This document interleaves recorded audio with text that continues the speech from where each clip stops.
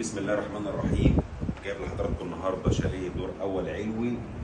ما انتش حابب الارض معانا اول علوي، ارض شايف بحر، اول علوي شايف بحر. احنا في قريه زمرده الساحل الشمالي، يمكن 58 على بعد ربع ساعه من مارينا ونص ساعه من اسكندريه. عندنا هنا دور اول علوي على مساحه 140 متر، فيو بانوراما بحر ما شاء الله زي ما حضراتكم شايفين. وتعالى نكمل التفاصيل مع بعض.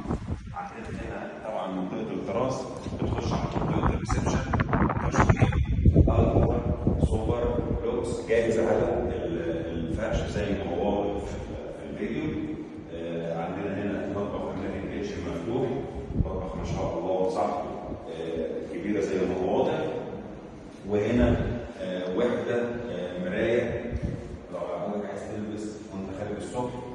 هجيب لحضراتكم التصوير من اوله كده. بتكون داخل من الشاليه، اول حاجه وانت داخل على شمالك اول غرفه عندنا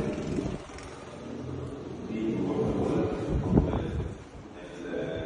الريسبشن والمطبخ. تشطيب ما شاء الله، شاليه جاهز على الفرش. اول حاجه هنا عندنا بتخش على حمام الضيوف، وجنب منه طبعا بكابينة شاور، وجنب منه غرفه بانوراما بحر نفس فيو ريسبشن بالظبط.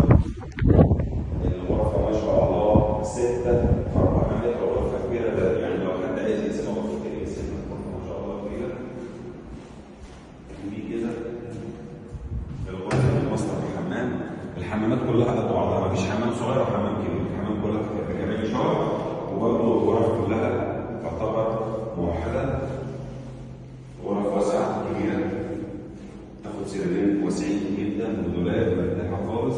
احنا قريه زمرده الساحل الشمالي كيلو 58. مكان يعتبر مكان استراتيجي، في وش منك مدخل مدينه برج العرب، ربع ساعه للعلمين، نص ساعه لاسكندريه. هنقول تاني معلومات: قريه زمرده فيها 17 حمام سباحه، قريه مكتظه بالخدمات.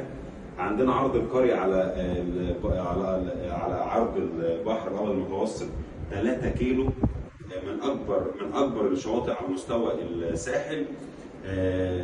هنا رسوم نقل الملكيه بتتم عن طريق نقل الملكيه من خلال الجمعيات التعاونيه للبناء والمساكن للمصايف. بتدفع رسوم نقل الملكيه 8000 والصيانه 8000. لو حضرتك مهتم باي حاجه خاصه بقريه زمرده او خاصه بالتفاصيل، في حاجه مهمه جدا هنا: بفتره محدوده بتدفع 25% وبتستلم فوري، و75% على سنه، وده لفتره محدوده. لو مهتم باي حاجه كلمنا في حضرتك. سلام.